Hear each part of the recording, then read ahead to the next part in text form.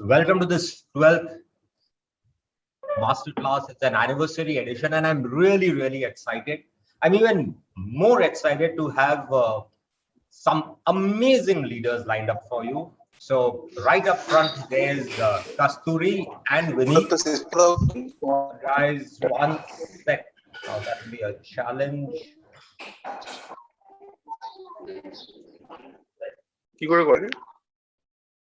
Yeah, would be there. So, welcome, Kasturi, and welcome, Vineet. Hi. Thank you very much. Sorry. Go ahead, Vineet. No, I just was saying hi. Yeah. Welcome, Kasturi. Hi, Gautam.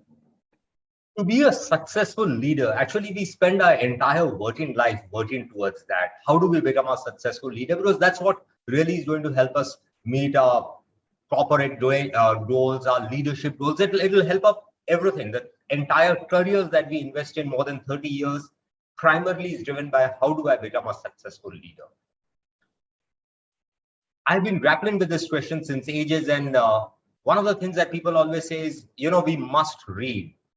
And that's fantastic. So I went to Google the other day and I typed in leadership and I got 7.3 crore searches. I'd spent an entire lifetime trying to just read those pages, forget applying it. So then the question comes in, how do I still become an effective leader? The shortcut: invite leaders like Amit, Kasturi, and Vineet to help them share their journey, deconstruct their journey, and tell you what they did and what you shouldn't do, and what they feel they could have done differently to walk you through and make you far more effective leaders. So, Vineet and Kasturi, you guys are here to help us be a better alternative than the 7.3 crore searches that I got on LinkedIn. Okay, so That's you have a tough job ahead. Yeah, that's a lot of responsibility. That's a lot of responsibility then. No, yeah, I'm sure. Beating 7.3 crores is a lot, right? But I'm sure you guys will beat that, yeah. I mean, I'm sure this 1 hour would be more, 1.5 hours would be more than a book of leadership put together, because I know you guys reasonably well. Vineet, I know him extremely well. I've been working with him for more than 10 years. And yeah, you guys are some amazing leaders and great qualities. So, as I said, let me give you a quick formal introduction about them. Kasturi Wilson is an absolute role model in the corporate world in Sri Lanka. She is the poster child of what leadership looks like. She's the group CEO of Hemas Holdings. Sri Lanka has 5 conglomerates.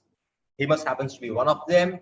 And she is the group CEO for that one conglomerate, the only woman CEO of a group conglomerate. Am I right, Kasturi?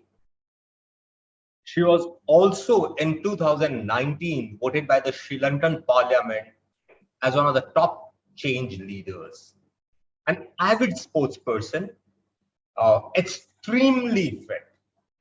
Okay, and she's on the National Committee of Sports in Sri Lanka, if I'm not mistaken, Kasturi? Yeah, just about a year. For 1 year, I've been part of the Sports Restructuring Committee. Yeah.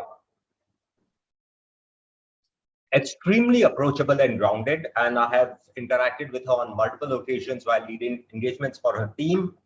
And what really stays with me is how finely she can balance empathy and performance. And that's a rare feat. She also has this amazing knack of, with a smile, cutting across the entire clutter and reaching to the crux of the point, all with a smile and grace.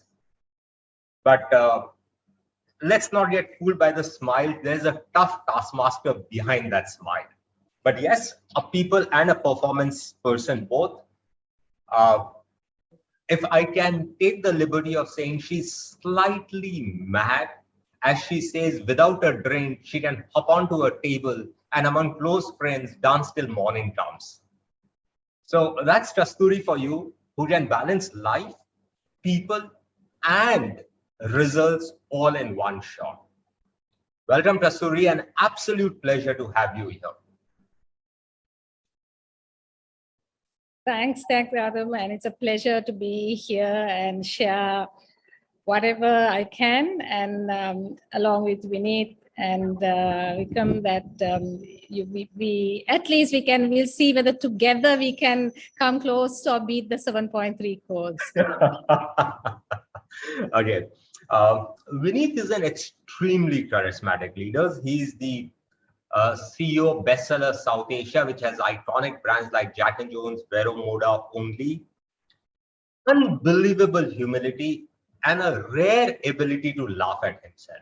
I have perhaps seen him laugh at himself more than I've seen any other laugh at himself. And I've known him now, close to Vineet, 11 years? 10 years to Pakka, must be 11 or 12 years. 12 years. Yeah, 12 years. Rockstar has a fan following, and he's one of those leaders where people work for him rather than the organization. I have multiple times heard people say, Vineet boss jayenge to even I will be. So Vineet is that classic guy who can stand for right there at charisma and drive from the front. He's done an amazing job of building Bestseller in India. I mean, the first time I met you in 11 or 12 years, Bestseller was about 16 doors. And today it's like, wow, it's everywhere with some more and more brands coming in. The culture of Bestseller, in a way, is symbolizing what Vineet stands for. The culture of Bestseller, if I can say, is ODD. And yes, you heard that right, it's odd. Okay, now odd has meaning at two levels. One, we are odd, we are different. We will rock the boat. B, ODD also stands for, O stands for own the people. We take full ownership of our people, and that's what Vineet stands for, and that's what Bestseller stands for. D is we dare to be different. We are different and we are unapologetic about it. And the third D stands for we'll deliver on our commitments. We dare to dream big. All of those put together. And yes, that's a wonderful culture they've shaped up. And as a fun fact, in one of the numerous sessions that we were doing on culture building, that's a word that got crafted by me, and I'm so glad to still be seeing it as a cornerstone of Bestseller, Vineet. So pleasure to have you, and really, really excited. Over to you, Vineet. Thank you so much, Gautam, for having me. Yeah, I think as Kasturi said, we will try to do our best to answer all the questions you have and the panel has and the participants have, and try to give up answers on leadership. But yes, I think, as you said about ODD, I think each of us are odd. And I think that's what we should very proudly say and try to deliver what best we can. And I think dare is part of our life. So I think that's everyone's life. And ODD is just not Bestseller. I think it's all over. So I think hopefully once we end this session, a lot of odd people think that they are proud of themselves. And I think that's going to be key. Thanks, Vineet. Thank you. Our third guest is Amit Das. He's the Director HR and CHRO Group, Times of India. That's Bennett Coleman. 30 years of working in senior leadership roles like in companies like Tata Motors, Taj, Vodafone, RPG, Reliance. He's also been on advisory board and is a governing council member in multiple reputed corporate and educational institutes across the country. I have again been working with Amit for now over 10, 12 years and have always experienced him as a leader who's strongly rooted in empathy, understanding, and committed to help people grow. Amazingly ahead of the curve all the time. Unfortunately, due to a last-minute business exigency, he was unable to make it. When I told him yesterday that, Amit, I know it's a crazy time for you because he had to travel, but can you still video record an interview that I can play during the session? He managed to take the time out. So I don't know, Amit, how you did it between your flights and your exigency, but really, really appreciate you taking the time out to be there, dot on time for the interview, and I will be playing the clippings of that during the session also. Thanks, Amit. This session is broadly in two parts. The first part is for about the next half an hour, 40 minutes, where I'll be asking questions to Vineet and Kasturi. And then I'll give it over to the audience where they can feel free to step in and ask questions. And at about 12:15, 12:20, we'll start wrapping up. And by 12:30, we'll close it at 8. That's the broad part how this masterclass shapes up. So I'm seeing this as a very, very informal session as I talk to you, Kasturi and Vineet. Okay, it's more like coffee among friends in our drawing rooms rather than a formal panel discussion. So I'll just leave the questions open there. Both of you feel free to step in whenever you want and take it forward from there. Is that fine, Vineet and Kasturi? Yeah. So the first question, what does the word leadership mean to both of you post-COVID?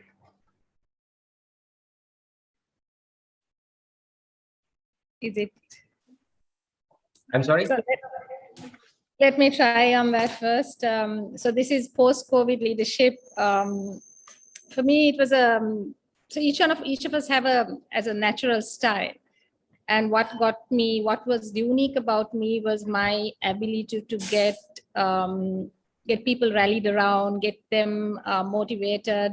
But it was a lot of having contact with them, seeing them, and engaging the teams around. So post-COVID, what I felt leadership was, and a huge change for me, was how do you still shape leaders around you, shape the outcome, and get the best out of the people without your core strength without the ability of applying your core strength, which is motivating them by being around them and stuff. So it was on a digital format.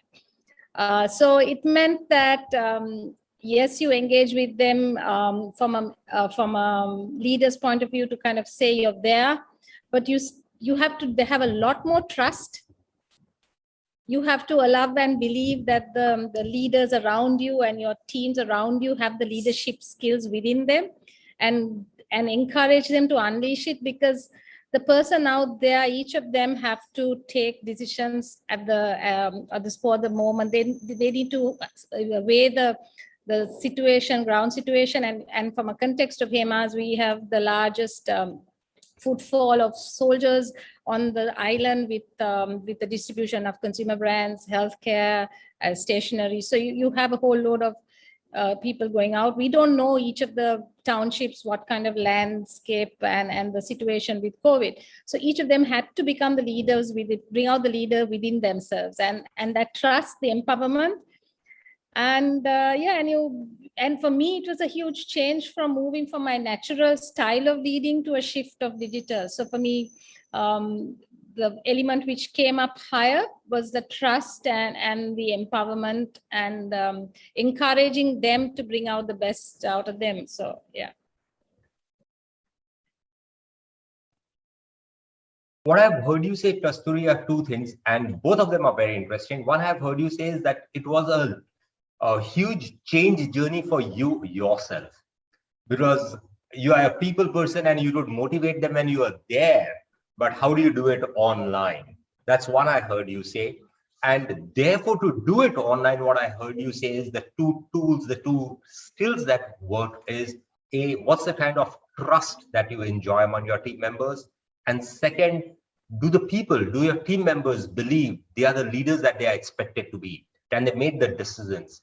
Can they take it forward? So that trust, that self-belief also comes across as very important. Have I got you right, Kasturi? Yeah, you're right. You got it right, Gautam.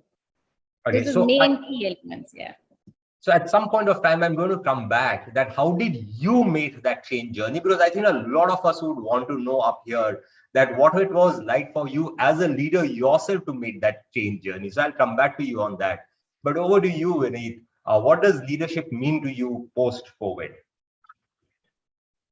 I think leadership remains leadership pre-COVID, post-COVID. Inside COVID doesn't make a difference. I think it's always about standing up to the challenge, ensuring you have people who can trust the vision, who can deliver, who have the ability to stand on their own foot, and you always have their back. And I think that's leadership in all times, and it always remain like that.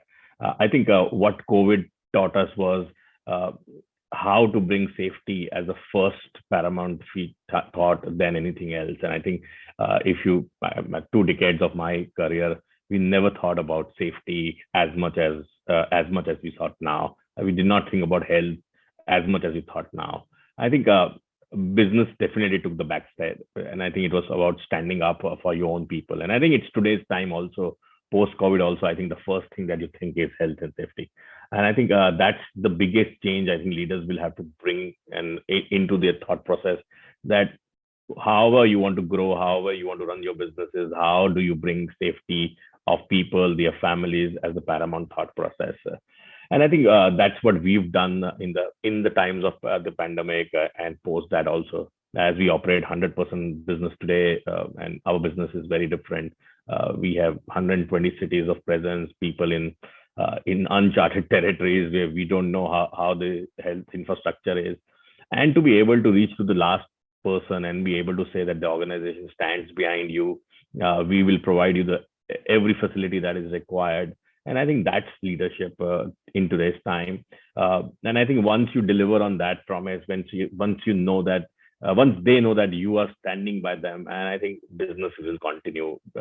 I think in today's time, organizations who have stood up, or leaders who have stood up for their people in terms of health and safety, there is immense amount of trust, immense amount of I think job security, and I think that automatically results in business and growth. And I think the other part which I've seen post pandemic is brilliant leaders emerge themselves. You didn't have to go and empower people. People took the empowerment themselves, because the only thought process, at least we've done, is to think about your people, and ensure that you think about your people. And I think we stand by it today, and we will continue to stand by that for next few months or years. And I think that's the change of leadership we've seen. So the business plan is the second plan now. The first plan is people plan, and how do you ensure safety of them? Great point, Vineet. So what I've really heard you say is one thing that you've been consistently saying, and I'm linking back to the culture piece of it, is, can we take ownership for our people? Because the words that you've been saying consistently are, can I stand behind my people? Can I take ownership for my people? And you've also said is that, business should take a back seat, but people had to be first. I'm not saying back seat. It's the second thought. The first thought is people and safety. Business will never go on back seat in any sense. But I think it's all about who comes first when you think about business or your company today. And what I also have heard you say was that when you do that, trust automatically gets built. Have I got that right, Vineet? Yes, I think pretty much that's true. Because I think when people start thinking about that, there is someone who has empathy, who has a thought process about me, who's caring for me. And I think that's the automatic. If you look at families also, how do you trust each other? It's only based on when you start to care for each other. And I think that's the same thing happens in organizations. When you make that transformation of trust, of caring for each other, the trust automatically builds in. And I think then businesses automatically happen. I think that's what our thought process has always been. And I think the pandemic has just strengthened it many folds. So both of you, Kasturi and Vineet, you've said a point slightly differently, but you've said that leaders automatically emerged in this pandemic. And Kasturi, you've said that, given the belief to the people that they are the leaders, help sort of move the thing forward. What is it that were the learnings? How did this pandemic, or how did this online make leaders emerge? Or what is it that you did to make the belief become stronger? So what are those 1, 2, 3 things that the audience who are in the show, the leaders who are in this show, they can go back and start applying in their lives? I think, sorry, Kasturi, I'll take it first. I think communication, and I think the digital world has helped us communicate much better. And I think you can bring in so many. Vineet, you've gone on mute. Vineet, you've gone on mute. Okay, sorry. I think I just pressed something. I think it's all about communication. And I think as much more you can communicate, as much more you can get people to believe and get involved. The digital media just allows you to have many more people in meetings, in discussions, in calls, which you earlier couldn't do it, because you will just get into a meeting room, get 5 people who are around you. I think the digital world just allowed us to get many more people to have their own voice, to hear the last mile, to see what ideas they have, what we could do better. And I'll give you just example of the vaccination drive that we had to do it today. 98% of employees in our company are double vaccinated. The 2% are the only people who are either have a reason for not getting vaccinated. And getting a vaccination drive in 120 cities in India's infrastructure is not easy. And I think automatically people came up with good ideas, better ideas. Yes, we as a corporate, we did a lot tying up, but there are so many other things that people could do. They spoke to partners, they spoke to municipal corporation. The only focus was, let's get the vaccine for our employees and their families. And we did it for all the families also. Yeah. So I think automatically, because you have a forum where people can put a voice, put a message, it just allowed manyfold. And I think it's just not Team and Zoom. I think WhatsApp became the default medium of communication. And I think it's taken over today. I think majority part of our businesses are run on WhatsApp today. Yeah, I think so. Communication is the key in times like these. Kasturi, please allow me a moment. I just have a short follow-up question to Vineet, and then I'll come back. Vineet, I've heard you say about, and you've given a brilliant example, 120 cities and 98% of people double vaccinated. That's immense statistic. And you've talked about communication. But what I'm also sensing, as someone who leads these sessions, is that along with communication, what really must have happened below would have been a huge amount of delegation and autonomy and independence to the people to do it, because it just can't be communication at that level. Have I got that right?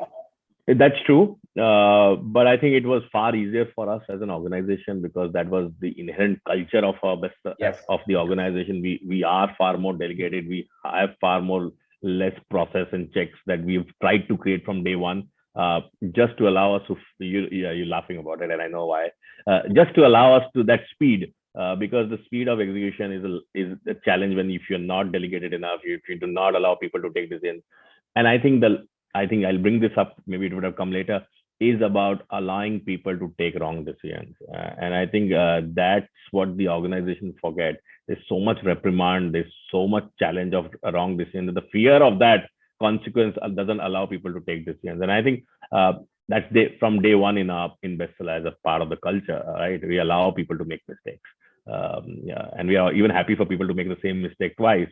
But the third time can be a challenge. But I think that's what is so important. If you do not, I think delegation doesn't happen automatically. It's not in nature of human to delegate automatically, unless you build the culture in the organization where you allow people failure. Delegations will never happen in this country. I have seen many parts of the world. It just doesn't come naturally to us, because I think we have all been individual operators. We love that we can deliver far better results than anyone else, and that's when delegation stops.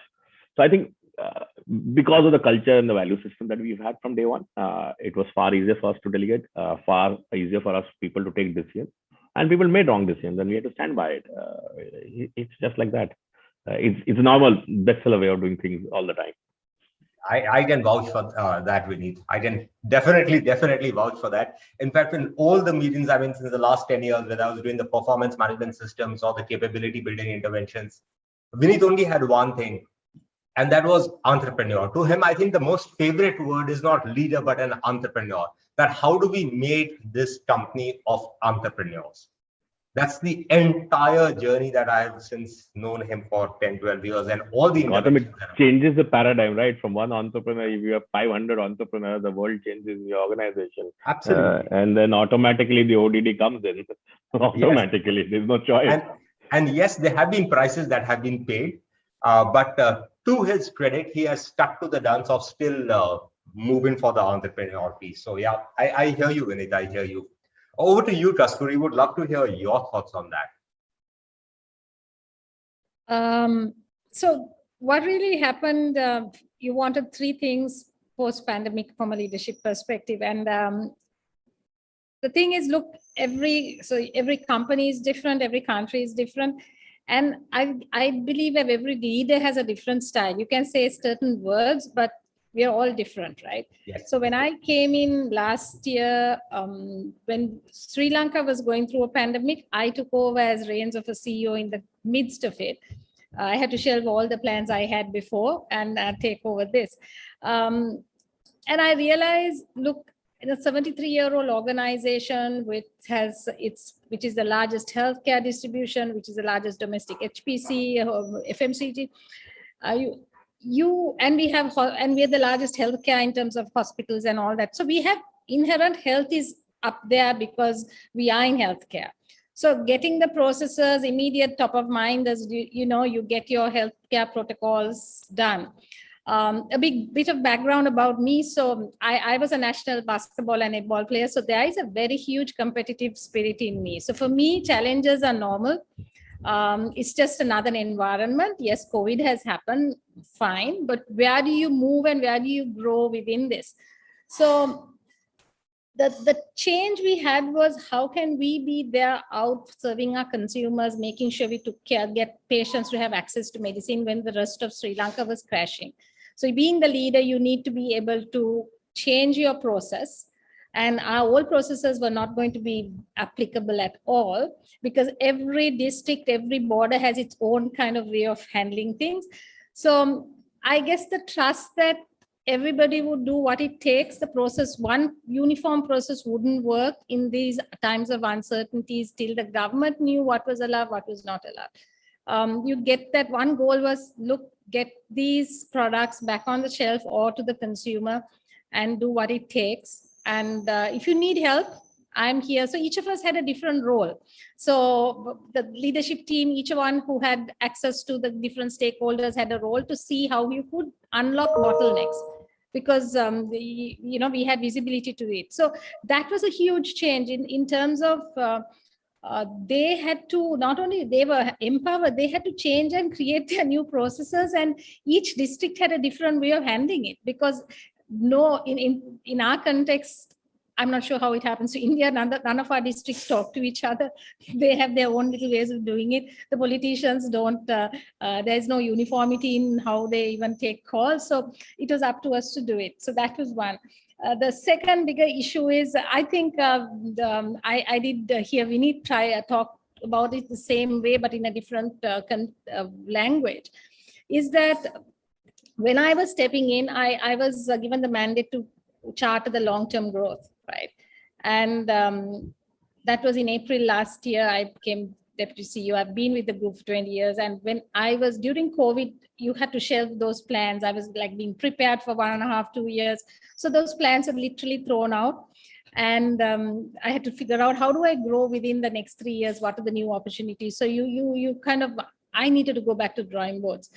And in that, one thing I realized in the group is, when you are a conglomerate, when we have been over so many years of decades of business, you lose that entrepreneurship, or in some way, I use the word experimental culture had got kind of buried, and people felt that you need to have all the ducks lined up before you kind of even pull the trigger. And I had to try and tell them, look, I have huge, so in the 1 year, I had to paint a bigger picture. I had to say that my goals, in spite of COVID, I'm going to drive double the revenue growth. I'm going to, you're going to go in for double revenue, triple profit in 3 years. That was last year when we said it. And yeah, COVID is there. Just go out, think about it, and come back. And in that, one thing is, it meant that they had to bring their boldness, their creativity, their entrepreneurial part of it back into the table. And the few things which we openly have to say, it's okay to fail, because we hadn't articulated it before. Yes, as a leader, my personal style is, I do say, you can make mistakes. But a bit different to Vineet is, I say you can't make the same mistake twice. So I just give same mistake, and my style is, that's the reason I mean, from a sports background, we learn that a leader sometimes plays under somebody else as well, because you don't have to be the best player to just be the leader. So sometimes in that, they know that whatever happens, buck stops with the leader. So they've known what a time you fail, whoever fails, and they work with me, they know that if there's anything to pick up the pieces, I do it, and nobody else takes, so literally when shit hits the ceiling, I'm there to clean it up. So in that context, when you're not physically connected, to allow them to understand. And remember, I'm a new person to most of them. Out of the 6,000 odd employees, about 2,000 knew me because I've directly worked with them over the last 20 years. And the other lot didn't know me. So they had to learn to trust and see who this new leader. And during COVID, she's telling them to do so many other things which they've never been told to do. And they're telling me to go and try things which they've, if I fail, how is she going to take it?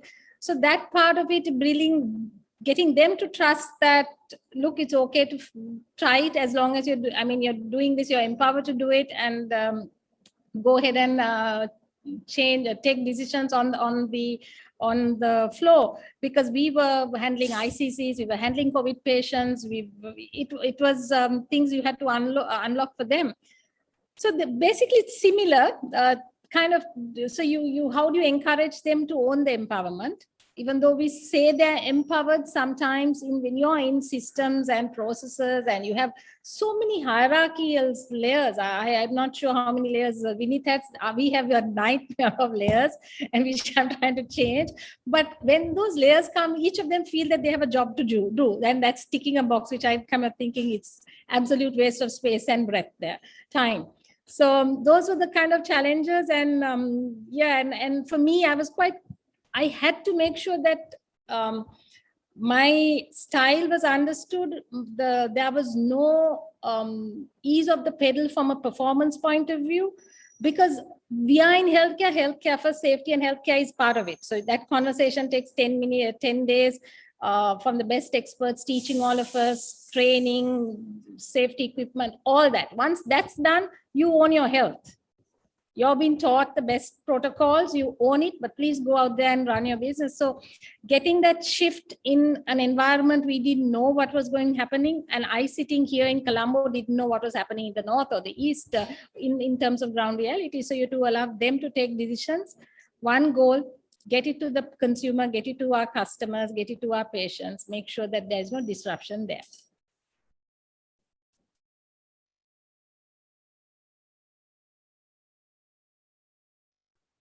Great points, both Kasturi and Vineet. And what is fascinating to me is that across geographies, across businesses, across industries, the crux of the leadership is remaining the same. It's the constant. The words may be different, but what both of you are really saying are the same things. Allow them to take mistakes, build trust in them, delegate it, make them feel empowered. They are going to run it. These are common things that I'm hearing both of you say, as I said, across geographies and industries and businesses, right? Which gets me to the next question, thrown again to both of you. What has been your toughest leadership moment, and how did you navigate it? And I'm going to take the liberty to say, give me the unvarnished version.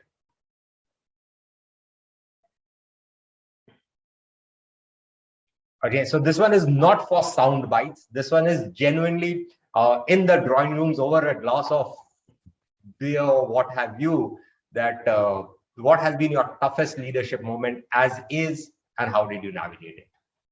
I think I'll pick that up. I think for us and for me, the toughest leadership decision has been to lay off people. And I think we've given people many chances, even their non-performance. As an organization, we are okay to do that at times. But having pandemic to take that decision of letting go people was the toughest one. And during the time when things in the industry in the market was not good, we knew it will be very tough for a lot of people. And I think that was a very large one. And being a European company, laying off is part of culture, right? It's very easy to lay off people in Europe because the government supports that. There's a huge support system. And then when you're in a country like this, there's no government support system. There's nothing coming for people. I think it was very, very tough that we had to shed some fats. We had to get rid of few people across because the business had tanked down. So we couldn't operate with the structure that we had. Suddenly we had to look at non-performance as an only way to look at letting go people. And I think that became a very, very large challenge.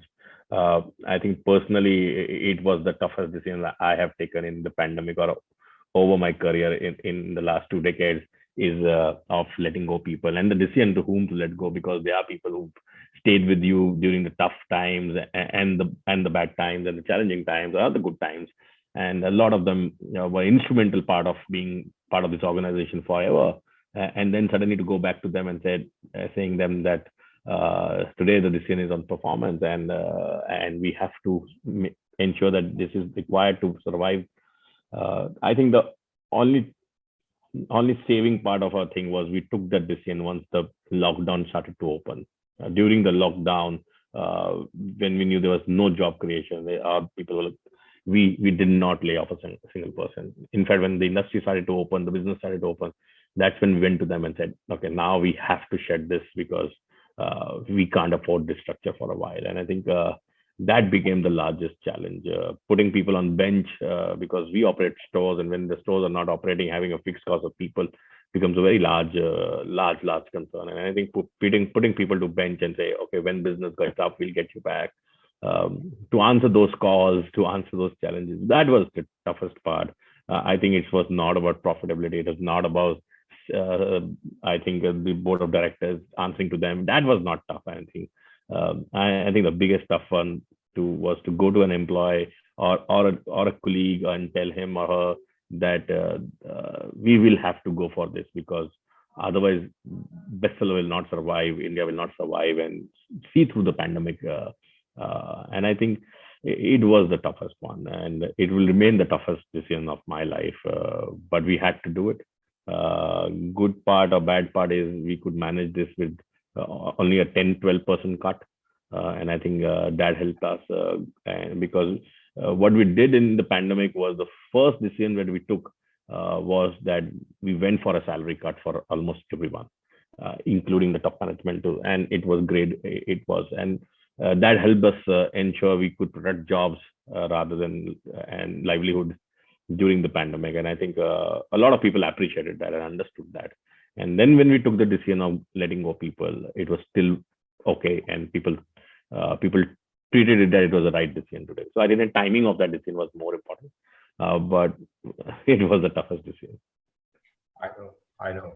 Yes, it must have been for you, knowing you. Yes. Kasturi, your leadership toughest moment. I think as I said, that I took over the reins during the crisis itself. So how do I? And my fear was, look, if like your economy, it could have easily gone the other way for us as a business. We had a horrible first quarter. And that's a point I looked at the business and I was very clear that they needed to think about reinventing themselves in spite of COVID and look at opportunities versus saying what we can't do. And like we had taken salary cuts for seniors only, and that's limited out of the 6,000, limited to about 10 of us. We were quite clear that look, one quarter let's reinvent, let's grow and make sure that we can survive. So that was another quarter given for us to make sure that we grow. The biggest challenge for me was, look, I was coming, the plan for me to come and my mindset was not in this environment, right? And I'm coming in this environment. And as you said, I was, so for me, I knew I was the first female within Hema's group. And my predecessor was an Irish CEO who, from investment banking kind of a background, and who was very good at managing investors and stuff. And I come in here at this point, and when it was announced, Sri Lanka went into a frenzy, the young girls of Sri Lanka and young women of Sri Lanka, of saying that it had been very improbable that a woman would sit in a conglomerate, public quoted conglomerate's seat as a CEO, because it was like in this culture, it's like a man who can handle multi-industrial, multi-disciplines, that kind of competency. And there was such a big kind of encouragement from all of them on social media, on the papers, is that one single voice was, you gave us hope that we can aspire for this. Now imagine my plight, the pressure. Having this is like, Kasturi, you can't fail. If you fail, you're leaving a legacy of failure for these young girls. And the biggest challenges for me was to switch on and say, look, I am not accepting the numbers we have stated before. I'm going to aspire for double of it. And it's going to be done in spite of COVID. And the board was also not, they actually just, I think they kind of allowed me to indulge me in this, because they were saying like, why are you doing it at this time? I said, no, I believe there's so much of value unlocking. So we went on this thing of the core. What more can you unlock from the core? That was absolutely the volume. How do you build share? How do you get your product stronger? And then what new can you do? We have not done enough new. So each one had to plan and present. And the rest was, what are the adjacencies we've missed all these years? So they had to do this whole thing. We got EBCG during that. I mean, so you're talking about pandemic, you're talking about cost being cut. When I said we invest, get BCG on board for 3 months, they helped us to, actually what they did was not tell anything we didn't know. It was just that the team felt confident that there was external validation of their thoughts, because I got them to think first, right? And they put this into concrete plans. And I must say that 2 weeks back, they kind of fleshed it out. So when we finished the 31st March year, we kind of got the highest revenue we've ever had in the history of Hemas, and the highest profit we've ever had in the history of Hemas. But what was most inspiring for me was the teams believed that they could do it. The first 6 months was like, okay, we've got a new CEO who wants us to do it. So like, we have to do it. It's our job to do it. Versus now, we believe we can do it. And I really just have to measure it. And my challenges is, look, they were, and I guess when I sat on the seat of the CEO, I lost power of control. As in, when I was the MD of pharma, I had thousands. When I was MD of logistics, I had thousands of people under me. And I could influence and control and tell the narrative to all of them, right? Versus I was reduced to the 4 MDs who reported to me. And my span of control was that 4. And how do I get them motivated and them to go and sing their, at least tell their story in a convincing way and get the rest of the employment force to understand where we are going. It was really tough for me to switch my style. It was a huge style shift. It was me wanting to do things at 100 kilometers an hour versus adjusting and doing it a bit slower, because my speed was dependent on the speed of the people who report to me. It was also taking some tough decisions of who should be on the bus, and not purely from a lens of competencies and where we wanted to go. So for me, that was that. And the biggest challenge was, now how do I talk to these investors? Because Stephen's strength was that. And I was quite aware that was not my heartland. Even though I'm an accountant by profession, I was not an investment banker. I never spoke that language. And I remember on the transition to the CEO, I did go for a couple of investor forums with him, and he would do a couple of it. And like the last 2 meetings, I would take it on. And at the end of it, I went back to the hotel and I thought, you know what, Kasturi, you sound like Stephen, you spoke like Stephen, you just use the same language, and that's not me. And I had to come back and think, how do I own that space which I'm not good at, the way I know how to do it? So those are the few things, adjusting to my role and holding it the way I knew best as a woman. They know I am hot tempered. They know I'm emotional. They know that I can get the best out of the people, but I am too straight sometimes.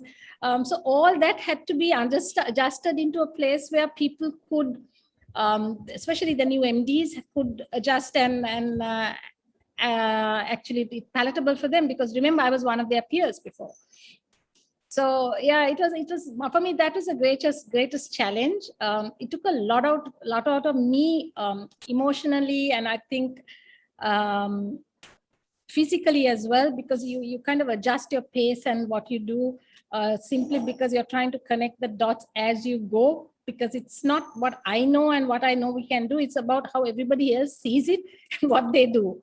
So yeah, for me, that was the single biggest challenge. And I must say, after 1 year, I can ease and stay off and say, yeah, it's quite okay. And people are running with the ball. And I'm kind of relieved that I didn't fall on my face and let down the Sri Lankan women. Yeah. Oh, you've done a terrific job, Kasturi. And there are some statements you've made, which I think I'll need to come back to you for another masterclass by itself, where you said that I lost power because the span of control shifted. And that's such a pregnant statement. There's so much of delayering that could be done. Okay. And even, I hear this all the time when I'm leading workshops or coaching. How do I suddenly, when I become a boss over my peers, how do I lead them? And here's a classic case when I put these two statements together. I lost power. And when you say I had to lead my peers now in this role. So I would want to come back again for another masterclass on those itself, because we are running short of time. But those are very, very powerful statements. They really, really need to be deep packaged. And moving to some quick one-liners, Vineet and Kasturi. One short, powerful advice you'd want to give the leaders of tomorrow. Yeah, that's a tough one. I think there are many, but I think I think I'll say one line, which I think I keep saying to my team also: don't let this hit your roof. Don't let leadership get into your head. I think have empathy, have the humbleness, and have this try to take the hits. And even if at times it's not because of you or your decision, stand by for the hit yourself, and rather than passing the buck and finding the best person to take the hit. I think it's your hit. You are the leader. You have to take it. And I think there's no harm standing up and saying, okay, I made the mistake, rather than going and finding who made the mistake. I think a lot of us try to start protecting ourselves because we believe we are in a position where we are not allowed to make mistakes. And I think, we will make mistakes. Everyone is going to make mistakes. And I think Kasturi said this. I think good part in our organization is structures are simple, easier to operate. It's not too much hierarchy. Obviously, we're at a young organization, 12 years old. But in many organizations, there's so many layers that automatically, because no one is ready to stand to take the hit when the things go south, people stop taking decisions or trying to start do new things. And I think in this world, which is growing so fast, moving so fast, if we are not able to take our pace of decision making as fast, or have the agility to change, I think businesses will not last. So stand up and take the hit yourself as a leader. Don't find who did the mistake. You can keep doing the root cause analysis to try to keep figuring out how to make things better next time. But at that moment, stand up and take the hit. That, I think, is the most critical part of my leadership journey has been. Yes. And along with that, Vineet, you also used two words which I've always seen you demonstrate, was empathy and being able to laugh at oneself. Don't take leadership too seriously. And that's something which is truly remarkable, that being the ability to laugh at oneself is truly. I think people stop to enjoy the job they do. They become so serious, right? It becomes like it's a self. I think how do I say this? It's a world we've created around ourselves that we are not allowed to make mistakes. We are not allowed to enjoy. We are not allowed to have fun. We can't do the things which we could do when we were 2 steps down.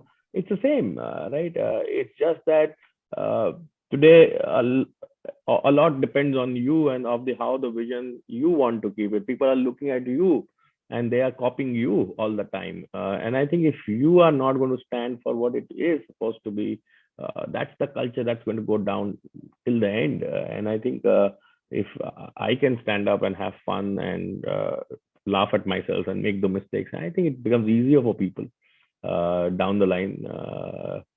And I think, at times a lot of us think we are in this space as leaders that we've got it all. Look at our Prime Minister. He makes a mistake every day, still stands tall and starts to come back again next day morning. Not that I'm trying to hit. I'm a big fan of him. So, but I think we are allowed to make mistakes. And I think I have a role model, or someone who I look up to is Elon Musk. Makes a mistake every week. He makes a tweet which is a mistake in his life. stands up to it and does it again every day, every week. And I think it's not that because he's made so much money and he's Elon Musk. He's been doing it from day one when he was nothing, right? He loses $1 billion over one tweet, and I think that's Yes, fine, yes, right? yes. And I think it's what he is naturally, right? If you stop to not becoming what you are naturally, and that's when people say, "Arey, boss change ho gaya. Oh, I don't know how to work with him now anymore." And I think that's the problem we all have. And I think I have full empathy, and I understand what Kasturi is saying. Suddenly, from individual contributors where we had so much control, we suddenly have no control because and I keep saying this to a lot of people. I think as you go on the top, your circle is only those 5-10 people who report to you, and your world is that only, and you look the entire world according to them, right? But that's how it is, because end of the day, they have to run, and you can't keep running everything. Then everything is going to come to you, and there's no empowerment left in the organization, and then no one is taking decisions. So I think it's a tough one, very, very tough one. But I think it's always about enjoying what you're doing and keep making mistakes. No problem. That's my way of thinking. Keep making mistakes, because sometime one of that idea will be such a good idea that it will hit the roof, and that will be the defining moment for the organization. And I can give you one example of, and I think Kasturi also said this, that the pandemic year has been the best ever year for them, right? In terms of top line, the bottom line. It's the same for us. And I see it for so many people. Because while we were trying to protect the organization, we were also simultaneously thinking, okay, what to do next? How to grow the revenue more? And we knew that even if we make mistakes, we know the bottom, right? We can't go below that. It's already, everything is shut down. So what can you do worse than that? So I think it also is about how you keep thinking forward while taking the hits and the misses. And I think, yeah, that's what I have always believed, Gautam, you know that. Yeah, yes. I mean, there are a lot of stories which I'd like to share, but right now we don't have the time on that. But I'd love to sort of share them. But yeah, coming over to you, Kasturi, any thoughts? So I would talk because of from a sporting point of view. I realize, the team is made out of multiple people who are excellent in their roles, right? So it's like a cricket team. If Murali doesn't bowl and you have Mahela only batting and Murali is not doing his job, you wouldn't have won. So it's something like that. It's not, a leader is not about yourself. For me, I believe it's about everybody other than yourself. You're supposed, leadership is getting the best out of the people around you and shaping them to get the best version of themselves out.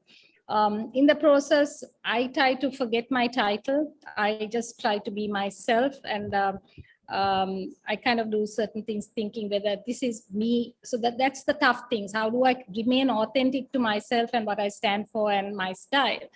Each time I change my roles within the organization. I've done 6 roles. So, so that's basically it. So you get each of them to perform better. And that has been the case wherever I was, like when in 2011, I took over the logistics of the group, and we had to grow it so many times over. And I didn't know what logistics was. I was not from that industry, but I understood the commercial, how dots connected. And why we grew was because the people around actually performed better. And they were thinking differently, and they brought in new business, and it was a reflection. Eventually I got promoted because they performed well. So it's about you getting the others to do really well. And I believe get people who are better than you under you, and get them and empower them to grow and be there. But in the process, be able to show your authentic self to them, because it's easy, because if you try to be somebody else, it's really tough to remember what personality you're trying to mimic, right? But as long as you're doing it yourself, that's the easiest way to get people around you to understand who you are and why you're like this. So one part, my leadership around me exactly know why I react to certain things, why I'm like this, and why I think this way.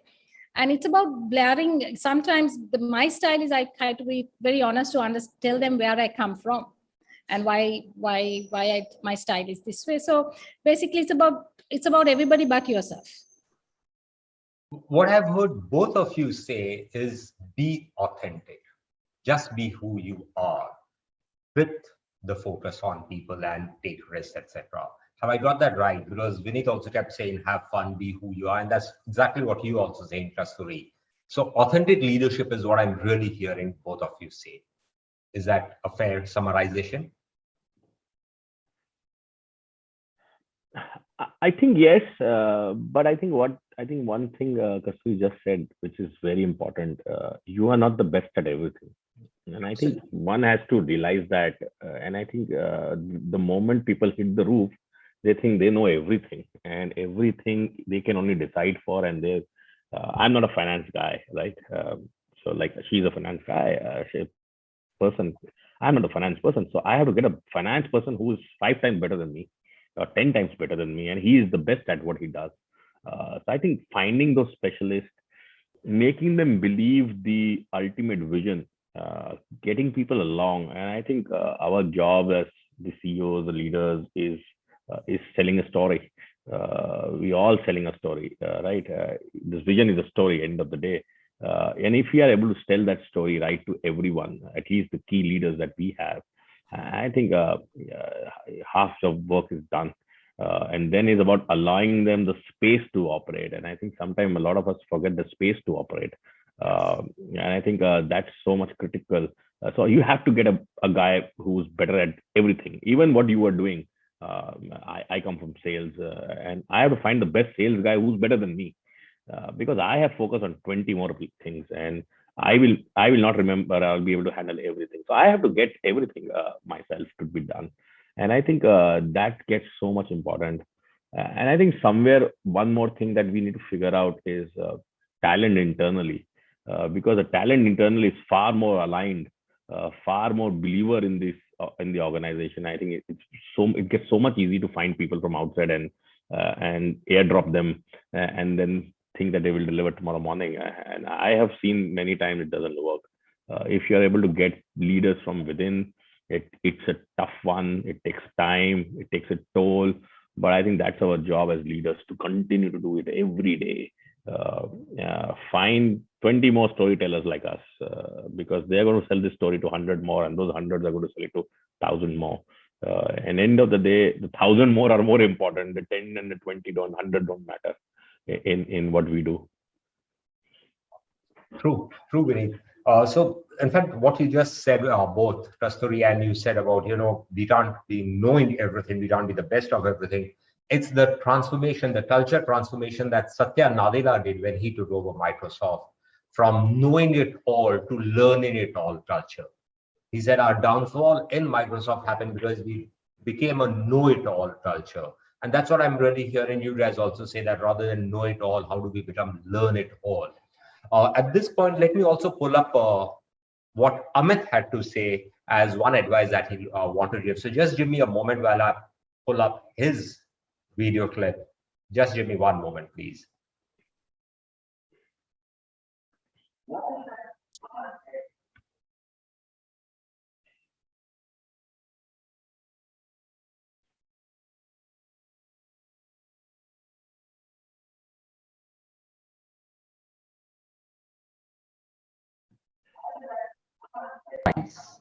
You'd want to lead with the upper mid management manager? I think if it has to be one, if it has to empathize with the employees, to help manage their aspirations, and continuously unlearn some of these so-called people practices or HR practices, to relearn the dynamic capabilities to bridge that expectation gap of your business stakeholders. And if you allow me to share one more tenet of advice for this, for the managers, I would say clarity in one's mind, which will drive the behaviors and actions. And please don't wait for an opportunity, just create it. Well, that's a very, very powerful one you've said. It seems so obvious, clarity in one's mind, but as a leadership coach and expert, that's one thing I keep sensing all the time, that we have multiple things going on and people really haven't been able to sort that out. And I'm so glad you've called that out, clarity, because we really haven't even reflected on it. So thanks for calling that one out.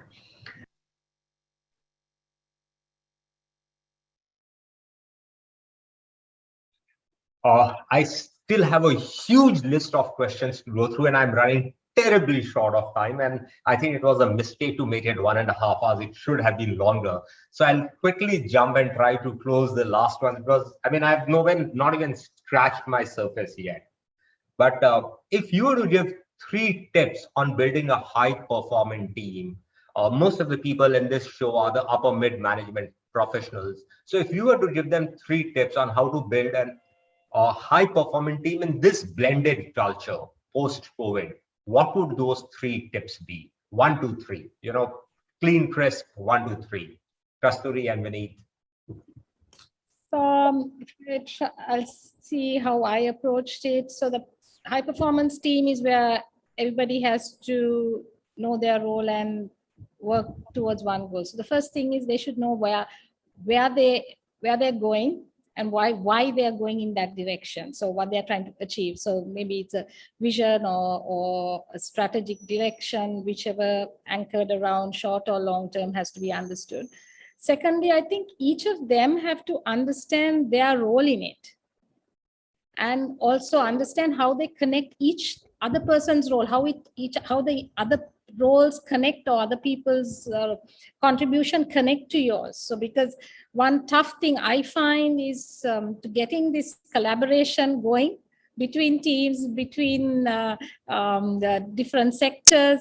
Humanly, I think egos play a huge part, and naturally it's very tough for people to collaborate unless there is a necessity. So they needed to understand why their role and how they collaborate with each other.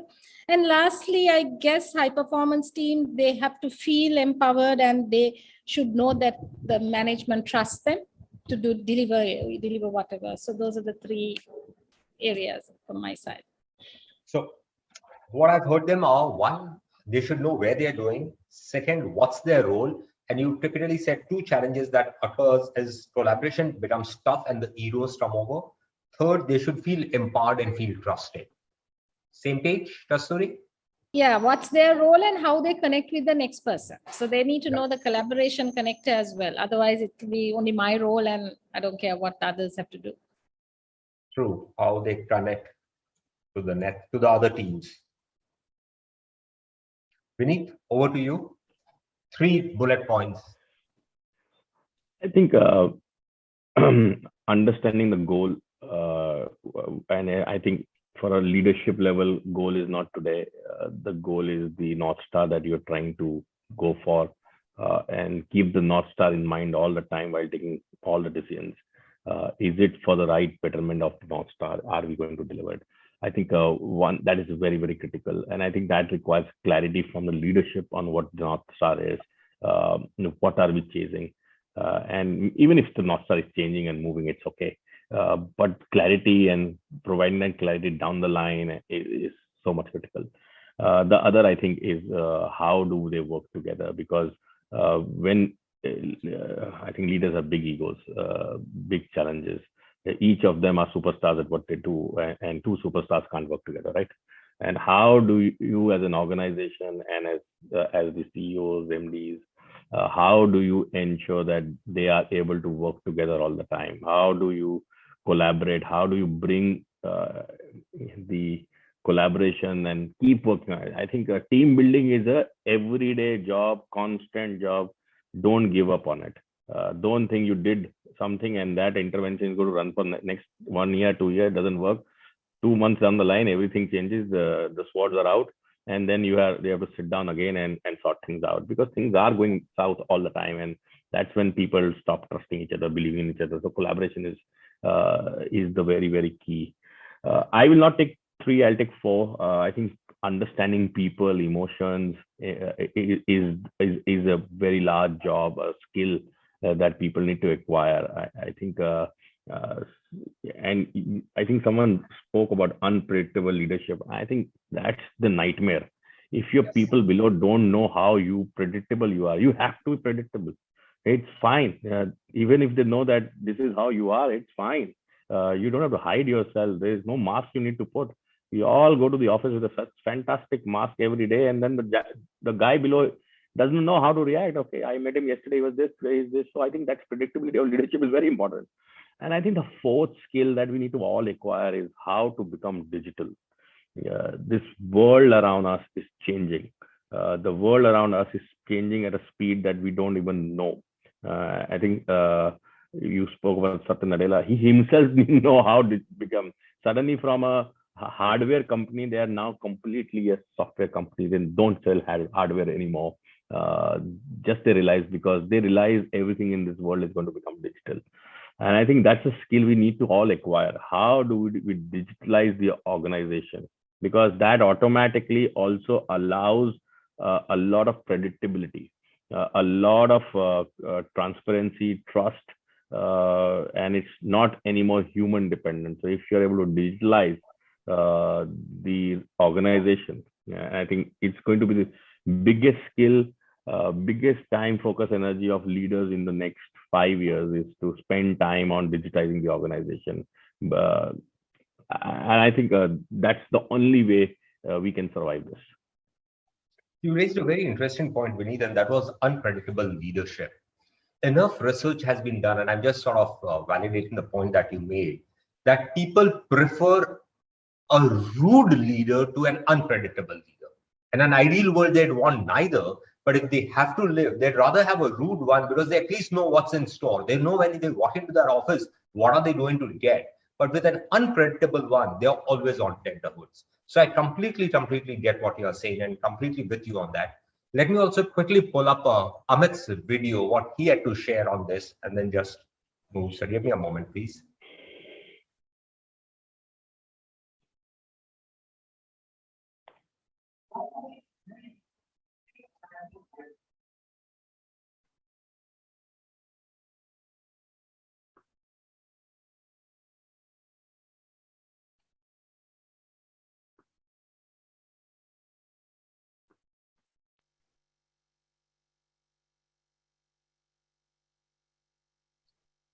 Him to build a high performing team. See, if you have to envision the future world of business, I think a few emerging trends which I'm seeing and which in my mind will become the new norm will be, number one, the Gen Zs. Okay, as professionals, they will be entering the workforce and they will disrupt the status quo. We'll have flexible and remote work schedules leading to work-life integration. The reason I'm giving you this, the new world of work, is because the way you used to think of building high-performance teams in the past will be very different going forward with the transformation that's happening at the workplace, with the transformation that's happening at the workforce, and the transformation that's happening in the world of work. Okay, all three Ws are getting transformed. We'll find more investments in employee well-being and inclusivity. There will be fulfillment of social purpose to the job. The flexible workforce on multiple assignments in a gig economy will become the norm. We'll find human capital re-engineering to optimize outcome due to enhanced collaboration of man and machine. So in order to build and sustain high-performance teams, a different mode of leadership will be required to manage an environment of urgency, high stakes, and uncertainty more than the current. So we need to foster adaptation, help people to develop the next practices for the new world of business, while they also continue with the best fit practices for through which they are getting current successes. So I think we need to embrace a kind of disequilibrium, which will keep high-performing teams in a state that creates enough discomfort to induce change, but not so much discomfort that they give up. So we need to encourage kind of creative disruption by allowing the employees at all levels to experiment, and also develop the culture to celebrate failures if that provides learnings. For example, when it comes to talent development, I've seen millennials are very vocal about their expectations and they seek continuous learning opportunities to enhance their employability. So I think organizations also must develop capability to recognize these signals and quickly respond to such individualized demands of this new age workforce to build high-performing teams in the future world of business.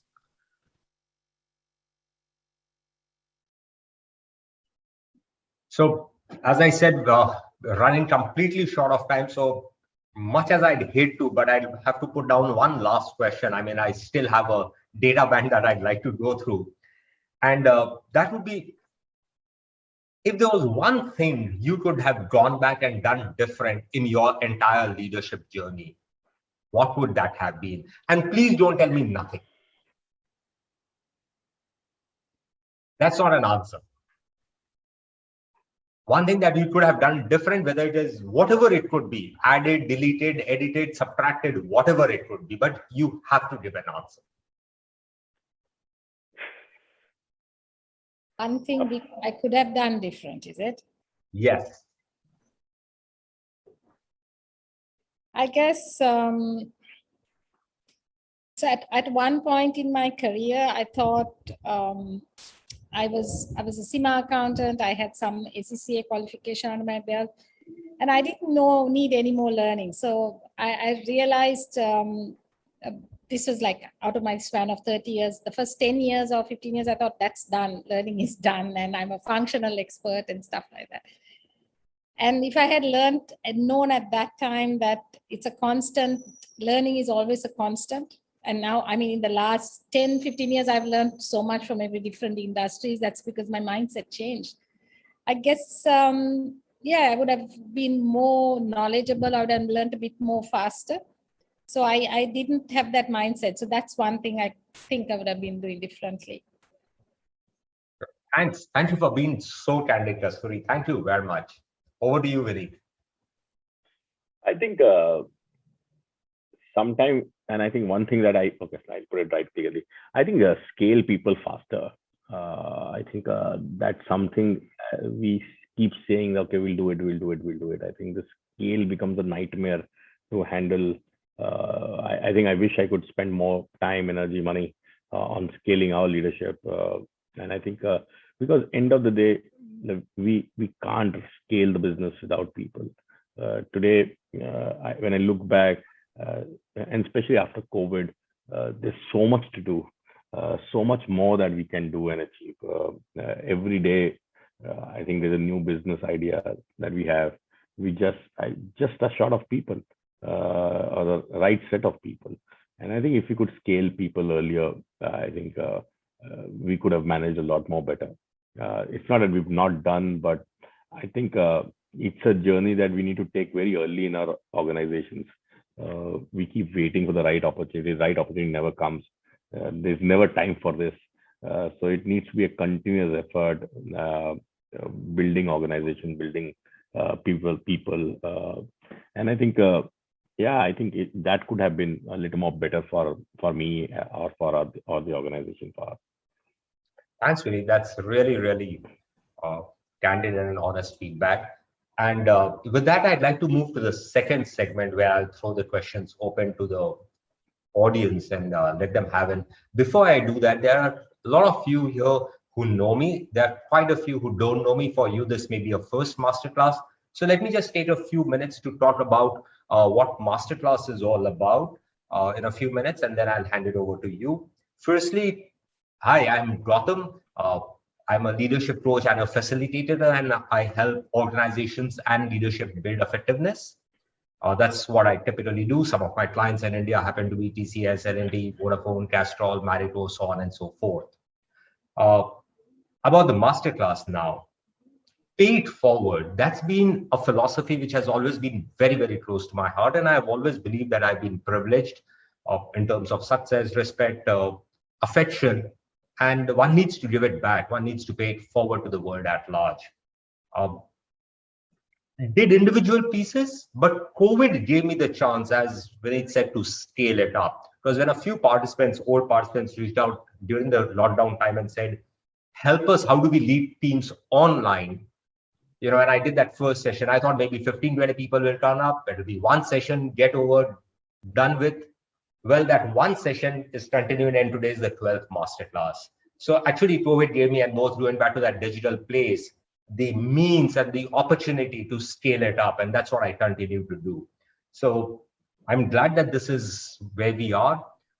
This masterclass is very, very different, where it's a leadership AMA. Typically, we pick up one area where I talk on. So sometimes it's resilience, and where I invited Deep City, the 9-time world champion, or leading change or situational leadership or so on and so forth. And that's what typically I do. Masterclass will always be held on the second Sunday of every month, and I look forward to continuing seeing you guys there. So that's in brief about me and the masterclass. What I request the participants is to please put in the questions in the chat box, and I will take them over. So anyone, please put your questions in chat box and let's have them. There's a hand up, Satya Gopal, I think. Mohanty. Satya, if you okay, you want to go by that, Satya? Fine, go ahead then. Satya, go ahead. Hi, good morning, both of you, Vineet and Kasturi. Thank you so much. Thank you, Gautam. My question to Vineet particularly, because he's emphasizing more about empathy and compassion. As I heard from him, he focused more on empathy, and compassion is one of the greatest leadership qualities for him, and maybe he practices that. I have a question that how do you think resilience also can be added to leadership attributes or leadership qualities? And do you think resilience does play a major role on that? Yeah, I think any leader needs to be resilient. Any organization needs to be resilient. It's like inherent of being leader or the organization. I think some of the things have become basics of being leader. I think resilience is one. Also, I think why it is more important is because they are going to do tough times all the time, and how you can keep standing still and keep having your head up and be able to move. I think there's so many examples of super resilient organizations, resilient people. And I think I spoke about Elon Musk. I really like that guy. I think if you look at it, it's not a core strength that you need to keep talking about in organizations anymore. It's a given. You will need to be resilient as businesses, as leaders. There's so many things as leaders. It is a given now. And I think resilience is one of them. I think Gautam did a masterclass on resilience. Yes. Once I heard about that. I think you're right. We didn't speak about it because I think it, from my perspective, it's always been there. From our bestseller perspective, we've taken so many hits. We've made a lot of mistakes. We've always come out of it because I think it's the core strength of an organization. And I think in majority of the organization, resilience has become a core strength. If you see what pandemic has done, and I think stronger companies have become stronger because they had that resilience built into this. Kasturi spoke about how it's been the best year for them. I can tell about bestseller. It's been our best ever year globally, even in India, because it's something that is already built in the business. And I think it also helps with the leadership being there for long, that it starts to build automatically. So I think, yeah, you're right. Maybe with empathy and this resilience is another one that one must have. Thank you so much, Vineet. Thanks, Satya. Satya, if you would just take one moment to just tell which company and what's the role that you are doing for everyone's benefit, that would be nice. Just literally half a minute. Yeah, I am working for Kalpataru Power Transmissions in Ahmedabad, and I took up project management, and I'm profit center head here. Okay, thanks, Satya. Thank you. Over to you, Sandeep, and then I'll move to Dinesh. Sandeep. Thanks, Gautam, for putting this session together. And I know it's been a 1 year of journey that we have seen through. There was never a better thing that we could do in pandemic, being on a Sunday at home. But thanks today to Vineet and Kasturi as well. I don't know whether we could beat 7.3 crore versions already, but we will give it the benefit of doubt. So my comment was more about slightly more holistic view about how do we look at future of business, because we did talk about that there's nothing which is perfect. We are continuously making changes. We are talking about digitization. At the same time, we try to create what we call as fit for growth, fit for purpose, fit for future. And then how do you make that balance, right? Because do we need to have a leap of faith in a particular product, model, business, or do you use data to probably predict something which is not predictable? I'm quite intrigued, and I face that many a times. I work with a paint company, AkzoNobel, and our logos paint the future. So I think that would really be helpful to hear from both of you, Gautam and Kasturi. I'll just take it from how I see it. It's an interesting question. it comes in a couple of parts. One part is that we can't run business from our desks. The future of business depends on what the future is, how the consumers are changing and what their needs are changing. So I think for the next 2 years, it's important that all businesses actually understand consumer shifts and needs and their difficulties. And I think every economy is going through some stress, and how does that translate into opportunity and threats for you? Second aspect is, I think the business models are changing, even whether you're in that, the paints business. I think the model on how you access it, how do you get into the consumer, the traditional channels of demand creation to execution, both from distribution, both points, the models change. And whether it's a brick and mortar model, which is going to be disrupted to, and how much is digital going to take over? I guess now, one thing I'm grappling with to get into that, while you're defending your core has to be relevant. You can't hold on to your core and say, this is my core and it's going to stand the test of time. So when you are making your core relevant, where can you look at new opportunities at the same time? Because remember, both can be looked at in the new lenses of new. And how do you delayer and make your teams a bit more agile? So that's a challenge, particularly for us, because we are a conglomerate and a corporate which is like 73 years old, which has still last year we had Mr. Gopal from Tata on our board. And he was one of my mentors throughout my career.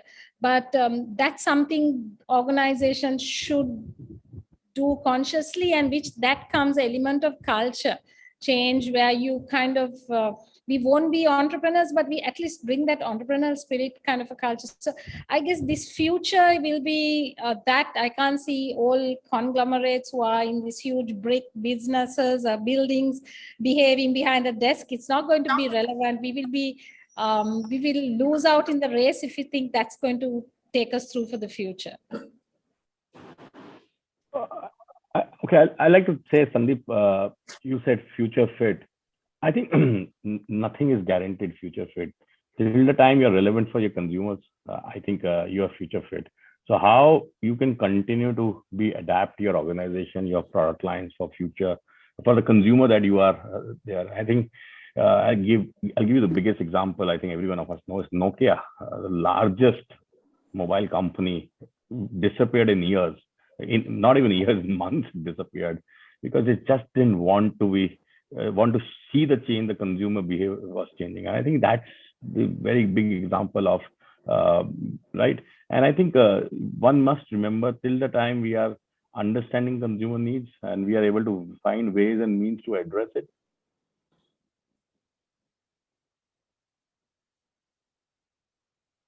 Vineet, I think you paused. Vineet? Kind of lost. Yeah. But Sandeep, I think that sort of answers the question. If you would quickly take a minute, Sandeep, and just talk about, the role and the company, so for everyone's benefit, that would be nice. Yeah, I mean, I of course have spent many years now in working with Fortune 500 companies, and currently I am managing a team of 500 people for AkzoNobel, managing their corporate functions globally. And it's been quite an interesting journey, especially in the last 2 years during pandemic. It was quite nice to hear from everyone about how we dealt. I think leadership is same, probably pre, post, and anytime in the future. And absolutely delighted to probably be here and then hear from everybody. And I'm sure that's a lot more to do. Thanks, Gautam, as well, for really giving everybody an opportunity as well. I say this because sometimes when you get into sessions, it's like webinar or one way. I think this is one session where we get a chance to probably kind of hear from the horse's mouth as well. So thank you so much. Yeah, sorry, I had dropped out, Gautam. I was making a point. I think Sandeep spoke about an excellent point about data. I think if you remember a few years back, Mr. Ambani said data is the new oil, right? And I think don't forget data. It throws up very, very large, nice, good insights. You need someone very efficient to look at your own data, consumer data, behaviors, and that will bring in so many new business models. It will reinvent your business. That is the key for being future ready. consumers and understanding your own data and how you can modify your organization, your business models.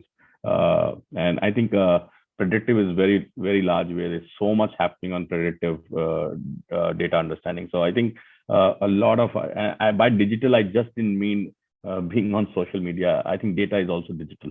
So I think it's just about understanding it and understanding from your business perspective. I don't know about Paint's business much, but I can only tell you already there will be so much insights that are already available through data or by your people of what they are seeing. It's only about putting that together, getting the leadership again together, figuring out what is changing. And there's no right answer for it, right? Everyone in different businesses in the same industry will take different takes to it, and the fittest will survive out of it. So yeah. Thanks, Vineet. Thanks. Dinesh, you have a question?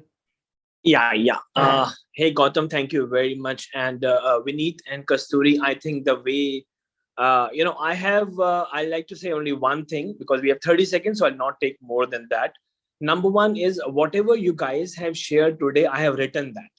That's the first thing I would like to say because, both of you actually brought a very, very different perspective. So thank you very much. And, the kind of advice, one advice, or, instead of 3 actually powerful tips, Vineet gave 4 tips, adding the digitalization part, and it was fantastic. That's number one. And of course, both of you brought a different kind of perspective, one bringing a point of, the people orientation, and secondly, moving to the new role and bringing about the changes. I have only one question, before I talk about that, I'll also introduce myself. I basically, I'm a sales, marketing, and a project management professional over a period of 23 years in a pharmaceutical industry, working in different organizations, Indian as well as multinational. This is actually a one pointer I would request you to give to me to both. One is in the pandemic situation, although you both have been successful in generating revenues for the respective organizations, but I have seen that taking Vineet's point, there's a lot of layoffs also have happened because of the non-performance, and as a result, new leaders have been brought from different organizations to bring about a change. And there are the expectations which actually are that these guys, when we have been brought from outside, they'll bring about a change. And they are from different culture. What would be your one advice to such kind of leaders who actually have been successful in the earlier role, but now they have been brought about to bring about a change, and they have to adjust in the culture, which is the new organization, and bring about a rapid transformation in the new business? Thank you very much. So Vineet, if I am able to explain myself, yeah. Okay, I thought Kasturi was taking it. I think I'll say this 2 things. I think change comes from within, and to continuously change is the only way to survive. I think it's not about someone will be airdropped and they will make the change. If the organization is ready to adapt, there are a lot of people within also who want to make the change. I said that, I think to Sandeep also, I think listening enough to leadership is so important. And I think Kasturi also said they knew the answers, but they got BCG only to come and validate it once. I think that's fair, but no one understands your business like your people do, right? They are in and out of that. They live, breathe, eat, right? They spend more time in office than they spend anywhere else. They know everything. Everyone knows. I think the leaders themselves know what is going wrong, what needs to be changed. I think unless you're not ready to change, you bring anyone, it will not change, because the culture of the organization is built by those people around it, right? So 1 person, 2 person will not be able to turn it around. I think Vikram is also asking a similar question. Victim CHRO. I don't think there's a victimization of anyone. I think, yes, CHRO role is definitely getting transformed, but I'll keep that a little aside. But I think the leadership has to be together to figure out the change. And the change is a mindset. If it does not happen, it will not happen. You bring whoever, it will not happen. I'm sure Kasturi will also have many examples of, because she took a new role. And so I think, but you have to change as with times. I think Amit said it, the new consumer and the new employees that are coming, the Gen Zs and the millennials, If you're not ready to change, you are already written off. I'll give you one example of sustainability, and it's a big part in our business and in many businesses. If you are not wanting to be sustainable, it's not a choice anymore. You have to be, because the consumer is wanting to know, or people want to only work with organizations who are standing for something, and that's a big change by itself, right? Because earlier it was only about profits, right? Today it's okay. It's about profit. It's about sustainability agenda. It's about what difference you make to the world. So it's already changed. And so if you are not ready to change with it, your enemy is gone. So I think it's the leadership that has to do it.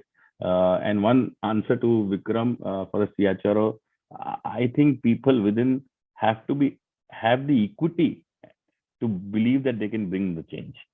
And whether you're a CHRO or a CFO, it doesn't matter. That your equity is more important of how will you bring the change. And that's where resilience comes in. That's where you have to stand by what you believe and get the leaders to agree. Thank you. Yeah. If I could just add to what Vineet said is, so we both maybe had that 1 year of headwind, but if you are going to make this sustained and make sure that the teams are having that same energy, there is a culture shift and which you need to create. And it's a lovely word, but it's what do you do more of and what do you do less of? So these are the questions we ask. If you want to create the entrepreneurial spirit for us, so what do we do more of at a meeting? Ask which type of questions as a leader, how do we create that behavior over time? What we stop doing, and that is what you see and look, and the people see the change in a way we behave as leadership and as an organization.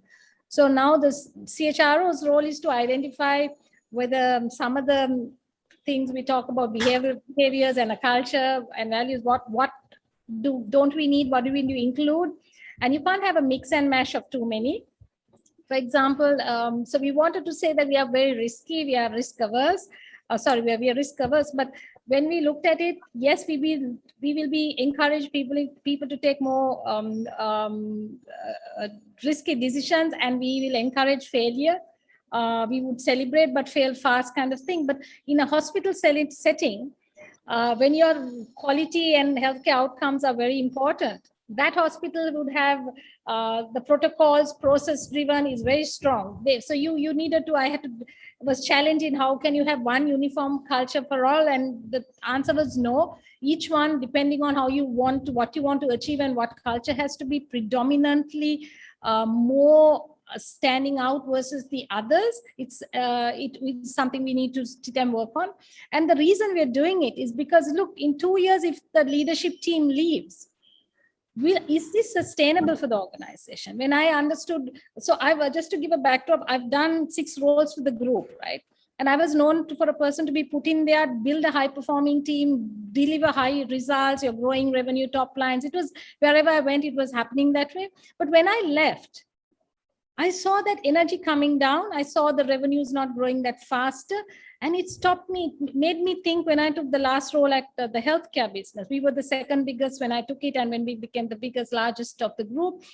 But there I had to take time to get people on the bus. So these were the things I realized my strength also can be a weakness, because I needed to make sure that I don't try to answer everything for everybody, get others to go through that process, which is a slower, tougher thing, but get them on that same page, get that culture which can sustain this kind of momentum. And when I moved out of healthcare and took over the group, my worry was whether I see that dropping, but I did see that that momentum was continuing. So I guess that fact of you putting that CHRO's role and the leader's role also to build something beyond his or her lifetime, and being able to think that is important. So even though we have a 12-month good run, my next problem is, look, how do I keep that energy going if tomorrow I leave? And you don't want to leave a legacy of, I don't want to leave personally a legacy that when Kasturi did so much, when she left, it crashed. That's not something to be proud of. I would love to leave that as a legacy that it grew better after she left. That's okay. But that's because you built people you build the culture, you build the people, you empower them. So that's a view. And I think Vineet was spot on. It doesn't happen overnight. It is a building of, but the shift in the way you approach it, shift in the mindset is the first start. Okay, sure. Thank you. Thanks, you very Kasturi much. and Thanks Vineet. a lot. Yes, you've done justice. More than 7.32 crore searches in this 1.5 hours that we had. I'm sure there are a lot of questions which are there on the chat box, but unfortunately, we've run really short of time.